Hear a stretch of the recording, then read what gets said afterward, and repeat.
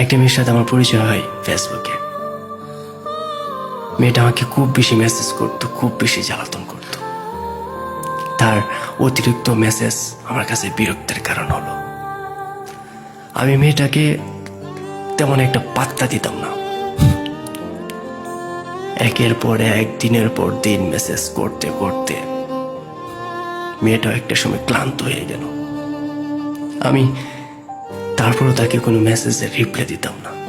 মেয়েটা আমার উপর এত বেশি কেয়ার করতো, কেয়ার দেখাতো, যে এই কেয়ার করাটা আমার কাছে বিরক্তের কারণ হলো। আমি মেয়েটাকে তেমন একটা পাত্তা দিতাম না। এভাবে চলে যায় একটি মাস। মেয়েটার দিনের পর দিন মেসেজ আর মেসেজ। একটা সময় তাকে আর ফেসবুকে অ্যাক্টিভ পাওয়া যায় না। দিনের পর দিন চলে যায়, তাকে আর ফেসবুকে আমি দেখি না। আমি মেয়েটাকে একটা সময় মিস করতে শুরু করি। আমি তাকে পাচ্ছি না কেন, দেখছি না কেন, এখন আর আগের মতো মেসেজ আসে না কেন। আমি তাকে মিস করতে করতে একটা সময় তার উপর দুর্বল হয়ে পড়ি। আমি তাকে অনেক খোঁজার ট্রাই করি, কিন্তু খুঁজে পাচ্ছি না। তারপর মেয়েটাকে মিস করতে করতে আমি মেয়েটার পিছনে সেই অবহেলিত মেসেজগুলো চেক করতে গেলাম। গিয়া কি দেখলাম জানেন? মেয়েটার একের পর এক মেসেজ। মেয়েটা বলে যে আমি আপনাকে এত বেশি মেসেজ করি, আপনাকে একটা মেসেজ রিপ্লাই দেওয়ার সময় হয় না।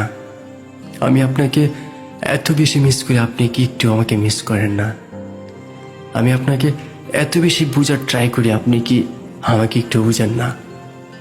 জানেন, গত রাত আমি একটুও ঘুমাইনি। সারা রাত শুধু আপনার কথা ভেবেছি। আমার মনে না এখন শান্তি মিলে না।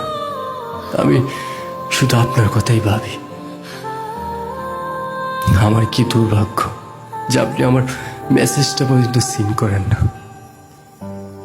আমি জানি যে আমি ছাড়া আপনার জীবনে অনেকে আসবে, কিন্তু আমার মতো কেয়ার আপনাকে কেউ করবে না। আপনাকে হয়তোবা অনেকে মেসেজ করবে, কিন্তু আমার মতো করে কেউ মেসেজ করবে না। এত অবহেলার পরও একটার পর একটা মেসেজ আপনাকে কেউ করবে না। সবাই আপনাকে ভুল বুঝে চলে যাবে। জানি না আপনি এই মেসেজগুলো কখনো পড়বেন কিনা। যদি কখনো পড়েন, তখন একটু মন থেকে রাখেন, আমি ঠিকই ফিরে আসবো। শুধু মন থেকে না, মনের গহীন থেকে তাকে দিনের পর দিন আমি ডাকি। সে আর আসে না। আমি তাকে আর খুঁজে পাইনি।